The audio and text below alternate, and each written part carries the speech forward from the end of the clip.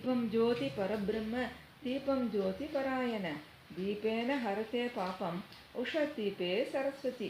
பரணி தீபம் வீட்டில் எதற்காக ஏற்ற வேண்டும்? எந்த நேரத்தில் எப்படி விளக்கு ஏற்றினால் பாவம் தீரும்? கார்த்திகை தீப திருநாளன்று அதிகாலையில் திருவண்ணாமலை அருணாச்சலேஸ்வரர் கோவிலில் சிவபெருமான் சந்நிதியில் ஒரு விளக்கு ஏற்றப்பட்டு அதன் பிறகு அதிலிருந்து 5 தீபங்கள் ஏற்றப்படும். அதன் பிறகு மீண்டும் அந்த 5 தீபங்களும் ஒன்றாக்கப்பட்டு ஒரே தீபமாக மாற்றப்படும். இதற்கு பரணி தீபம் என்று பெயர். ஏகன் அநேகன் என்ற பஞ்சபூத தத்துவத்தை உணர்த்துவதே பரணி தீபமாகும். கோவிலில் மட்டுமல்லாது வீடுகளிலும் கார்த்திகை தீபம் முந்தைய நாள் பரணி தீபம் ஏற்றப்பட வேண்டும். கார்த்திகை மாதமே தீபங்களுக்குரிய மாதமாகும். இந்த மாதம் முழுவதும் வீட்டு வாசலில் தீபம் ஏற்றி வழிபடும் வழக்கம் சிலரிடம் உள்ளது. ஆனால் பெரும்பாலானோர் திருக்கார்த்திகை துவங்கி 3 நாட்கள் வீடு முழுவதும் விளக்கு ஏற்றி வழிபடும் வழக்கத்தை கடைபிடித்து வருகின்றனர். உண்மையில் திருக்கார்த்திகை முதல் நாள் பரணி தீபம் என்றும், திருக்கார்த்திகை அன்று கார்த்திகை தீபம் என்றும், திருக்கார்த்திகைக்கு மறுநாள் பாஞ்சராத்திர தீபம் என்றும் 3 நாட்கள் விளக்கேற்றுவதே சரியான முறையாகும்.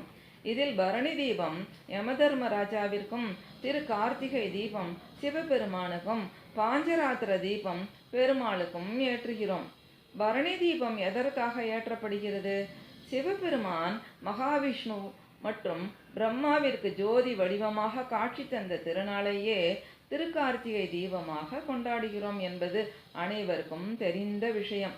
அதேபோல் ஜோதி வடிவமாக தோன்றி பெருமாள் உலகை காத்ததை போற்றும் வகையில் பாஞ்சராத்திர தீபம் ஏற்றப்படுவதும் தெரியும். திருவண்ணாமலை அண்ணாமலையார் கோவிலில் திருக்கார்த்திகை அன்று அதிகாலையில் பரணி தீபம் ஏற்றுவார்கள் என்பதும் அனைவருக்கும் தெரிந்த விஷயமே. ஆனால் வீடுகளில் எதற்காக பரணி தீபம், அதுவும் யமதர்மராஜாவிற்கு ஏற்ற வேண்டும் என்ற சந்தேகம் அனைவருக்கும் வருவது உண்மையே. யமன் என்றால் அனைவருக்கும் பயம்தான் வரும். அவரை எதற்காக வழிபட வேண்டும் என்று கேட்க தோன்றும். இதற்கு புராணத்தில் ஒரு கதையும் உண்டு. இங்கே அதை பார்ப்போமா? பரணி தீபம் தோன்றிய கதை. நச்சிகேதன் என்பவரின் தந்தை யாகம் ஒன்றை நடத்தினார். அந்த யாகம் நடத்தும் போது தேவர்களுக்கு அவர்கள் வேண்டிய பொருள்களை தானமாக கொடுத்து வந்தார். இதை கண்டு குழப்பமடைந்த நச்சிகேதன் தனது தந்தையிடம் சென்று, அப்பா, எதற்காக இப்படி தேவர்கள் அனைவருக்கும் அவர்கள் கேட்டதையெல்லாம் கொடுத்து கொண்டு இருக்கிறீர்கள் என்று கேட்டான். இப்படியே கொடுத்தால் எனக்கு என்று கடைசியில் என்ன இருக்கும் என்று கேட்டான்.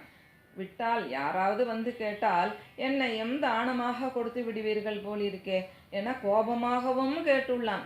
இதை கேட்ட அவரது தந்தை, ஆம், உன்னையும் தானமாகத்தான் கொடுக்க போகிறேன் என்றார். இதை கேட்டு மேலும் கோபமடைந்த நச்சிகேதன், என்னை யாருக்கு தானமாக கொடுக்க போகிறீர்கள் என கேட்க அவரது தந்தையோ, யமனுக்கு உன்னை தானமாக கொடுக்கிறேன் என கூறி தானமாகவும் கொடுத்து விட்டார். பரணி தீபம் ஏற்றுவதற்கு காரணத்தை இப்போது பார்ப்போமா? தந்தை தானமாக கொடுத்ததால் தான் உயிருடனேயே யமலோகத்திற்கு சென்றான் நச்சிகேதன். அங்கு மனிதர்கள் படும் துன்பங்களை கண்டு பயமும் குழப்பமும் அடைந்த நச்சிகேதன் அது பற்றி யமதர்மராஜாவிடம் பலவிதமான கேள்விகளை கேட்கிறான். மனிதர்கள் பூமியில்தான் பலவிதமான துன்பங்கள் எல்லாம் துன்பப்பட்டு கொண்டிருக்கிறார்களே, இங்கும் அவர்களுக்கு இதே துன்பம்தானா என கேட்கிறான். அதற்கு பதிலளித்த யமதர்மராஜா, அவரவர் செய்த பாவங்களுக்கு அவரவர் தண்டனையை ஏற்றுக்கொள்கின்றனர். இது போன்ற துன்பங்களில் இருந்து விடுபட என்னதான் தீர்வு என்று நச்சிகேதன் வினவினான். அதற்கு அவனுக்கு தர்மங்களை எடுத்து சொல்லுகின்றார் யமதர்மராஜா. மனிதர்கள் தெரியாமல் செய்த பாவங்கள் தீர்வதற்கு என்ன செய்ய வேண்டும்? யமதர்மராஜா கூறிய வழிகளில் ஒன்றுதான் பரணி தீபம். பரணி தீபத்தினால் ஏற்படும் நன்மைகள், அதாவது கார்த்திகை மாதத்தில் வரும் பரணி நட்சத்திரத்தில் எவர் ஒருவர் தீபம் ஏற்றி வழிபடுகின்றாரோ அவரும் அவரது முன்னோர்கள் மற்றும் சந்ததியினர் தெரியாமல் செய்த பாவங்கள் அனைத்திலும் இருந்து விடுபட்டு யமவாதனை இன்றி நலமுடன் வாழ்வார்கள் என்கிறார். அது மட்டுமல்ல, மார்கழி மாதம் என்பதே தேவர்களின் விடியற்காலை என சொல்லப்படுவதால் அதற்கு முன்பு வரும் கார்த்திகை மாதம் அவர்களுக்கு இருளாக இருக்கும். அந்த சமயத்தில் நாம் வீடுகளில் தீபம் ஏற்றி வழிபடுவதால் நமக்கு ஏற்படும் துன்பங்கள் நீங்கி தேவர்களின் அருள் கிடைக்கும். குறிப்பாக மகாலட்சுமியின் அருள் கிடைக்கும். வீட்டில் பரணி தீபம் ஏற்றும் முறை. இந்த ஆண்டு பரணி தீபம் டிசம்பர் மாதம் 12ஆம் தேதியன்று வியாழக்கிழமை வருகிறது. டிசம்பர் 12 தேதி காலை 8:20 மணிக்கு துவங்கி டிசம்பர் 13ஆம் தேதி மாலை 6:50 மணி வரை பரணி நட்சத்திரம் உள்ளது.